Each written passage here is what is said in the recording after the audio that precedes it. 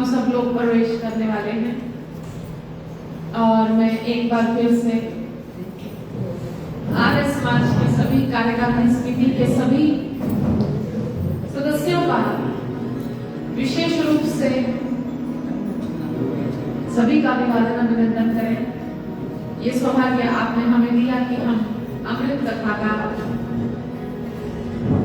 रसस्वादन ले पा रहे हैं और मैं यहाँ कथा में स्वागत करूं आज हमारे आश्रम जर्वा संतोषी धाम कुंथल से हमारे आश्रम समिति के बहुत से सदस्य पधारे हैं और हमारा महिला मंडल जो आश्रम के सभी कार्यों की देखरेख करता है, बड़ी सुंदर सेवा करते हैं। आप सब, आपको देखिए बहुत अच्छा लग रहा है और मैं आप सबका स्वागत करती हूँ।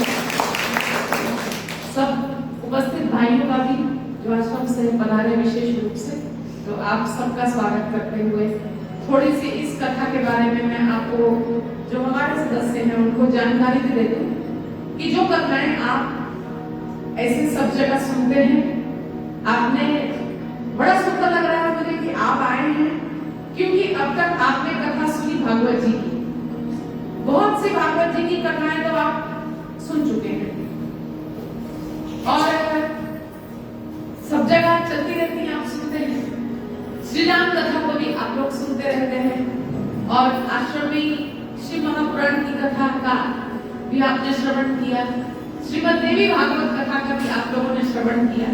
पर जो कथा आप इस प्रांगण में सुनेंगे वो कथा कुछ अलग है, उसको आपने नहीं सुना होगा। क्यों नहीं सुना होगा? अभी रितु जी भी कल मुझे कथा के बीच के कुछ कल ऐसे हम बात कर रहे थे तो रितु जी ने कुछ प्रश्न पूछे कि इसका क्या मतलब, इसका क्या मतलब, इसका मतलब समझा दो, इसका मतलब समझा दो। तो मैं थोड़ा थकी होने के कारण मैं गुस्सा कर रही ना, तुम बार बार सवाल पूछ रहे बिना कारण सवाल पूछ रहे ये बातें बार बार मेरे को अपना काम करने पर तुम क्या सवाल पूछ रहे हर बार नहीं, इसका क्या मतलब, उसका क्या मतलब, मैंने कहा तुमको कथा समझ में नहीं आई, नहीं समझ में तो आई तो तुम सवाल क्यों पूछ रहे? तो ये कथा पहले कभी ऐसा सुना नहीं हमने, हम अब सुन रहे हैं, तो जब सुन रहे हैं तब पूछेंगे। मैंने कहा ये अच्छी बात है और फिर मैंने भी चिंतन किया। कल हमारे आर्य समाज के प्रधान मिशन भारती जी ने भी बड़ी सुंदर बात कथा विश्राम के समय में कही कि ऐसी कथा आपने नहीं सुनी होगी।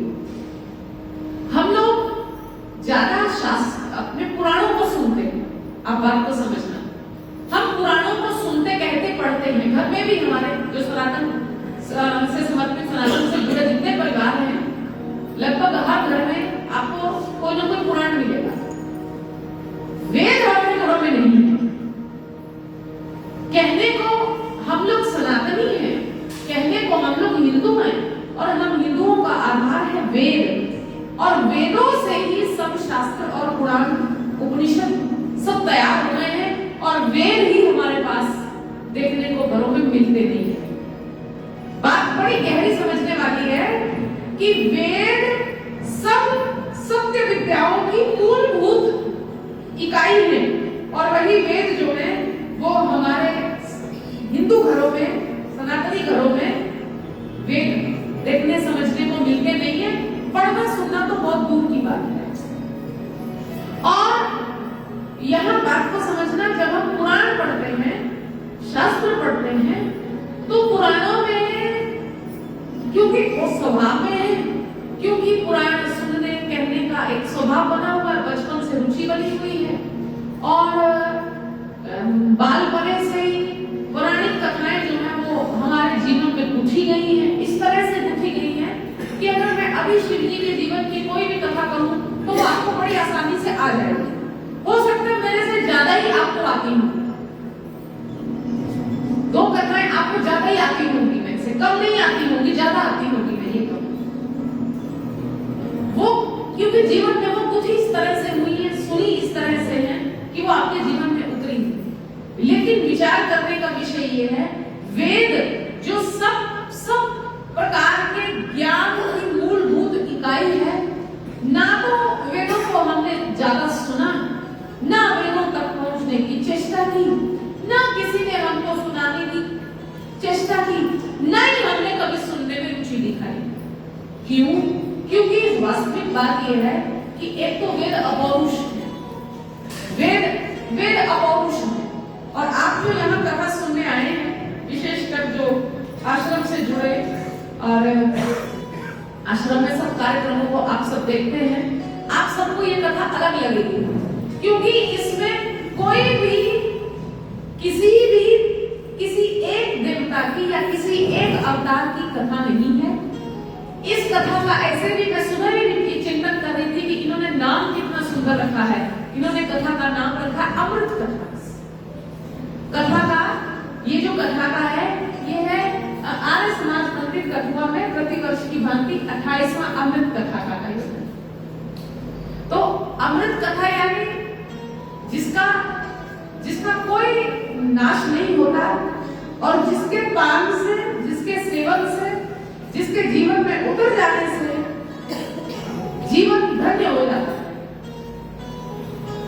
माफ करना, ये पाप पुण्य, शोक और हर्ष, पाप पुण्य शोक, चिंता करना, हर्ष में खुशी, ये पाप पुण्य शोक और हर्ष से आपको ऊपर उठा देती है। चाहे ऐसा कह लो, चाहे आप ऐसा कह लो कि ये आपको पाप पुण्य शोक हर्ष से ज्यादा गहरा ले जाती है, ये कहीं दूर रह जाती है।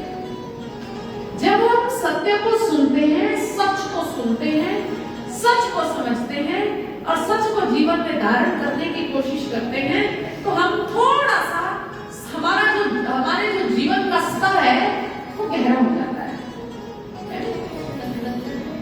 संसार बाहर ऊपर की बात करता है, हमारे जो सामाजिक व्यवहार है उसमें भी हम बहुत तरह की फॉर्मेलिटी, बहुत तरह के दिखावे, बहुत तरह के आडंबर, बहुत तरह के ढोंग रचते रहते हैं। कोई कितना भी बुरा हो, उसके मुंह पे कोई नहीं कहने जाएगा कि तू बुरा है, सब उसकी पीठ पीछे ही बोलेंगे। लेकिन सत्य क्या होता है? सत्य मुखर होकर जब सामने आता है, सत्य जब अपने वास्तविक रूप में आता है, और जो सत्यभाषी होता है वो सामने वाले को ये कहने का सामर्थ्य रखता है कि तेरे में दोष है, तेरा ये दोष है, तेरे में ये फॉल्ट है, तो इसको ठीक कर ले। लेकिन इतना सत्यवादी कोई होना नहीं चाहता। हम सच बोलेंगे, दूसरे को बुरा लग जाएगा, दूसरे को बुरा लग जाएगा, तो हमारे संबंध खराब हो जाएंगे। इसको कहते हैं हम आडंबर और इसको कहते हैं हम व्यवहारिक, शायद इसी को व्यवहार कुशलता भी कहते हैं। लेकिन व्यवहार कुशलता तो ठीक है, व्यवहार तो आपका ठीक है, लेकिन बोला तो झूठी है ना, किया तो झूठी है ना। किसी दोष वाले को कोई झूठ बोल रहा है, उसका समर्थन कर रहे हैं, कोई उल्ट चल रहा है, उसका साथ दे रहे हैं, क्योंकि हम तो समाज में रहते हैं, हमको तो समाज में रहते हाँ मिलानी पड़ेगी। तो इसलिए ये पाखंड आडंबर समाज में चलता है। लेकिन जब आप वेदों की तरफ आते हैं और जब वैदिक जीवन जीने का आप लोग विचार करते हैं, हम लोग विचार करते हैं, तो हमारा जो वैदिक मार्ग है उसमें सबसे पहली शर्त यही है कि वैदिक जीवन जीने वाले के जीवन में सत्य होना चाहिए। जो वेदों की तरफ मुड़ रहा है, जो वेदों की तरफ चलना चाहता है, उसके जीवन में सच होना चाहिए। वो सत्य सुनने का आदी होगा, सच बोलने का आदी होगा, तभी उसकी मंजिल सत्य उसको प्राप्त हो सकती है। जो झूठ मूठ के रास्ते हैं वो आपको वास्तविक मंजिल तक नहीं पहुंचा सकते। हालांकि ये जीवन अपने आप में यात्रा है, हमारी कोई मंजिल नहीं है। हम क्यों जी रहे हैं? अगर कोई बैठ के विचार करे हम क्यों जी रहे हैं। थोड़े दिन पहले कोई एक माई आई, वो बोलती देवी जी मेरे को लगता है मैं तो मरने के लिए जी रही हूँ। मैंने कहा यहाँ सारे मरने के लिए जी रहे हैं। अगर मोटे मोटे तौर पर देखा जाए तो हर व्यक्ति मरने के लिए जी रहा है। तो हम ये सब क्या कर रहे हैं? और मेरी खुश रहेगी कि ये फिर हम सब क्या कर रहे हैं? जब हम मरने के लिए जी रहे हैं तो फिर कराने के लिए। मैंने कहा यही तो मैं कथा में मुझसे कह रही हूँ, यही तो मैं कह रही हूँ, यही तो हम कह रहे हैं, सारे यही कह रहे हैं कि हम मरने के लिए जी रहे हैं, लेकिन मरने की कोई तैयारी नहीं कर रहे हैं। समान सारे जीने के इकट्ठे किए जा रहे हैं, व्यवस्था सारी जीवन की बनाई जा रही है, तैयारी करने की हो रही है। दिखाई दे रहा है सामने, आज वो चला गया था, हमारी बारी है, वो चला गया, वो हमारी बारी है। तैयारी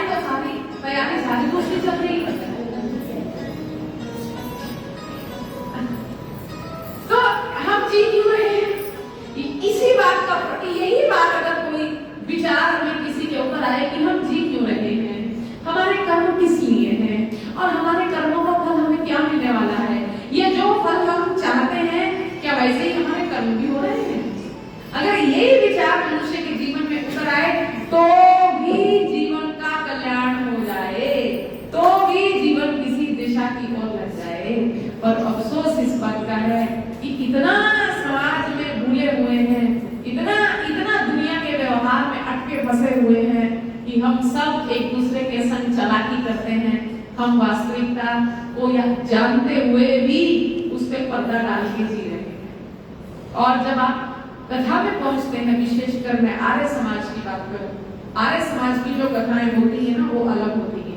एक तो जितने भी मेरे भाई बंधु आए हैं, मैं सबसे कह दूं कि आर्य समाज का वो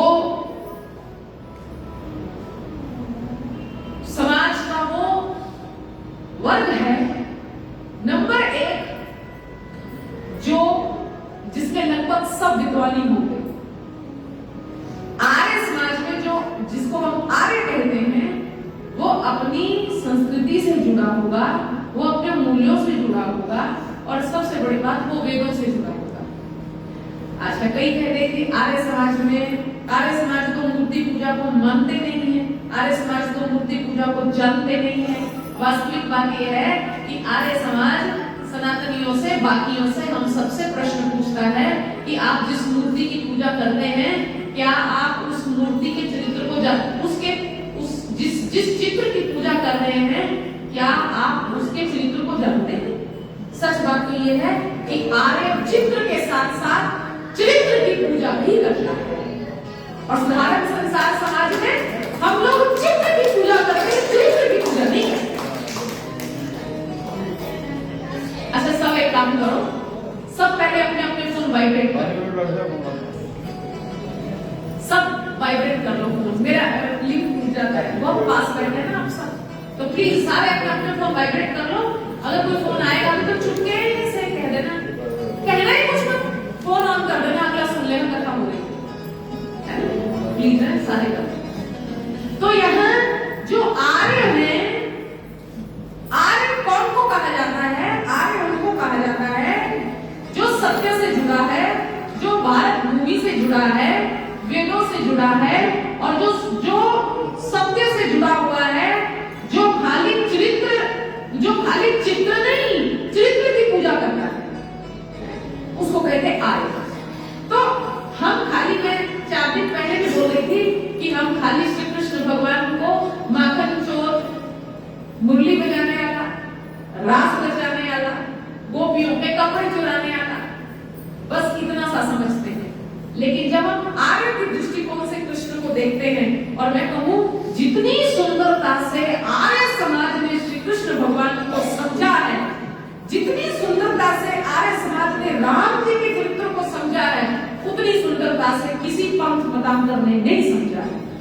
जो आर्य कृष्ण की व्याख्या करते हैं, या आर्य जो राम से सीख रहे हैं, जिस लेवल का सीख रहे, जिस स्तर का सीख रहे हैं, उस स्तर का समाज का कोई और वर्ग नहीं सीख रहा है।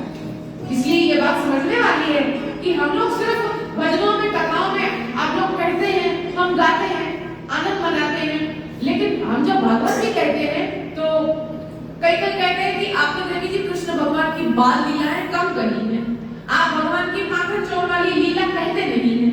मैं कहूँ मेरा मन ही नहीं मानता भगवान को माखन चोर कहने का। बहुत कम मेरे मुख से आपने सुना होगा कि माखन चोर कृष्ण। मेरा अंतःकरण नहीं मानता है कि कृष्ण किसी के घर में जाके माखन चुराए, या वो माखन पा सकते हैं, माखन का प्रसाद पा सकते हैं, क्योंकि हमको लगता है कि ये मेरा घर है, ये तेरा घर है, ये उसका घर है, ये उसका घर है। हम लोगों ने दीवारें बनाई तो हमारे लिए तेरा मेरा घर है। कृष्ण जिसने पूरा ब्रह्मांड बनाया है, उसके लिए तेरा मेरा नहीं है, उसके लिए हर घर उनका अपना है। तो कोई किसी भी घर में जाके माखन खाए तो वो चोर कहां से हुआ? देखो, मेरी एक मटकी माखन की यहाँ पड़ी हो, एक मटकी मेरी छत पे पड़ी हो, एक मटकी मेरी दो घर छोड़ के पड़ी हो, एक मटकी मेरी दूसरे मोहल्ले के दूसरे घर में पड़ी हो, और मैं अपने घर में जा रही हूँ, किसी मटकी से मैंने माखन निकाल के खाया है, तो सारी मटकियां मेरी तो है। अच्छा, जितने लोग आप सामने मेरे बैठे हैं, जितने आप लोग कथा सुन रहे हैं, मैं बिना किसी के बिना बताए मैं किसी के भी घर में जाऊं तो तुम क्या करोगे? तुम बड़े प्यार से मुझे अंदर बुलाओगे,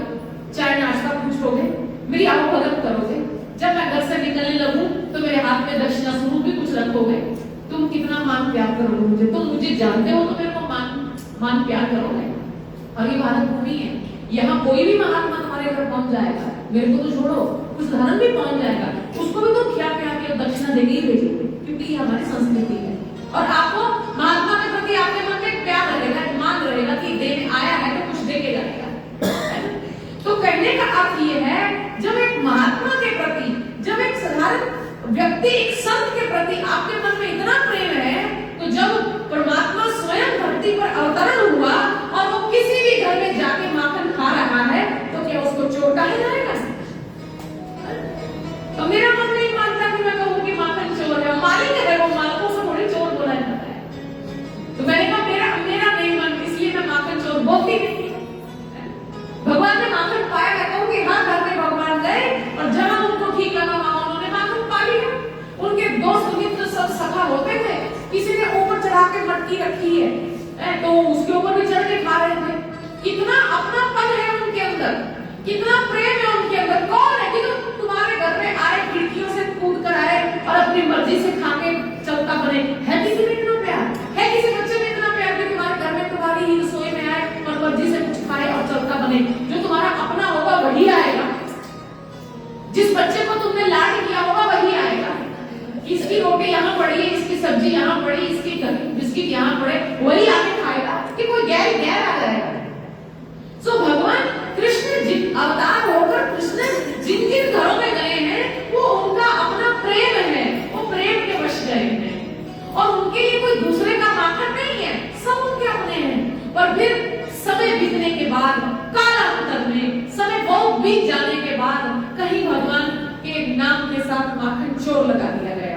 अरे भाई, आज के समय में तुम मेरे से बिना उठाए कुछ, बिना पूछे कुछ ले जाओ और मैं तुमको कहूं तुम चोर हो, कितना बुरा लगेगा तुमको? देखो देवी हमको चोर कह रहे हैं, देखो हमको ऐसा कह रहे हैं। जब तुमको चोर सुनना पसंद नहीं है तो उनको कैसे पसंद होगा बताओ? है?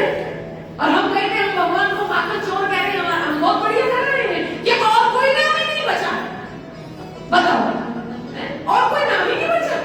हद तो हुई।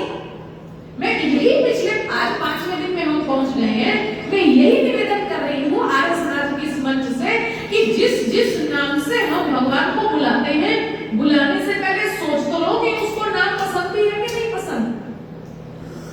अब मैं तुम्हारे यहाँ से फूल तुमको बिना बताए ले रहा हूँ और तुम कहो गायत्री जी फूल चोर है, चोरी करके ले गई। अरे मेरे गले के थे, मैंने ही उतार के रखे, मैं ही उठा के ले गई, चोर कहां से हुए? तो माखन भगवान का था, भगवान आए, भगवान ने पाया और खा के पा के चलते बने, तो चोर कहां से हुए? जो शब्द तुमको तुम्हारे लिए पसंद नहीं है, उन शब्दों को भगवान के लिए इस्तेमाल करते हो, फिर कहते हम भक्त हैं और फिर कहेंगे हमारा सारा जीवन भक्ति करते बीत गया, हमारी भक्ति सफल नहीं हुई। तुमने नाम ही कैसा चुन लिया? कैसा नाम चुन लिया है? तो जो हमको पसंद नहीं है वो हम भगवान को निवेदित कर रहे हैं, जो हम नहीं चाहते हैं वो हम देवता के आगे रख रहे हैं, जो हमको भाता नहीं है वो हम भगवान के लिए ले आए। तो मेरे को लगता है इसी भक्ति को कहते हैं, यही भक्ति पाखंड भरी है और इसी पर आर्य समाज चोट करता है। जब आर्य समाज चोट करता है तो फिर दुनिया बोलती देखो जी ये लोग मूर्ति को नहीं मानते हैं, देखो जी ये जो आर्य समाजी है ये तो हवन करते हैं। हम आर्य समाज, जो आर्य समाज से जुड़ा व्यक्ति होगा वो नित्य हवन करेगा, नित्य अग्नि को प्रणाम करेगा, नित्य अग्नि में आहुति डालेगा और अपने संग संग पूरे पर्यावरण को शुद्ध कर रहा है। तो ये हवन करना, ये अग्नि में आहुति देना, ये हमारी सनातन परंपरा रही है। यहाँ तक आपने सुना होगा, आप श्री राम कथा सुनते हैं, श्री कृष्ण कथा सुनते हैं, आप शिव कथा भी सुनते हैं, आप श्रीमद् देवी भागवत भी सुनते हैं। कितने कितने यज्ञ कराए राम जी ने। सूर्यवंश के ऋषि है वशिष्ठ ऋषि। सूर्यवंश की एक खास विशेषता ये रही कि सूर्यवंश में किसी भी राजा को यज्ञ किए बिना पुत्र नहीं हुआ। यज्ञ करते थे, यज्ञ नारायण प्रकट होते थे, प्रसाद होता था, तब पुत्र पैदा होता था। राम जी सूर्य फिर आगे चंद्रवंश की बात करें, चंद्रवंश में कितने कितने यज्ञ हुए। ये यज्ञ भारत की परंपरा रही है।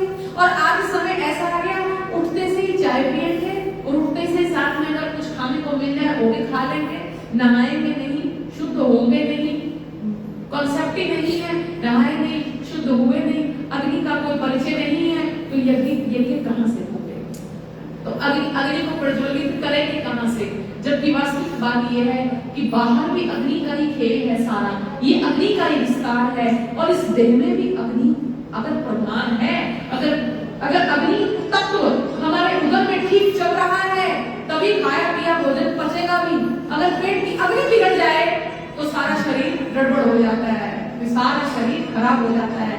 सो अग्नि तत्व इतना प्रधान है पूरी प्रकृति में भी और मनुष्य के शरीर में भी कि अग्नि के बिना हम जीवन और भोजन की कल्पना नहीं कर सकते। और हमारे वेदों के जो ऋषि हैं उन्होंने इसीलिए अग्नि में द्रव्य अर्पित करने का ये विधान बनाया कि अगर अग्नि तत्व जीव का बना रहा, अग्नि तत्व अगर जीव का संतुलित रहा तो उसका प्रकृति के संग भी तालमेल अच्छा बैठेगा और उसका अपना शरीर भी बढ़िया बना रहेगा।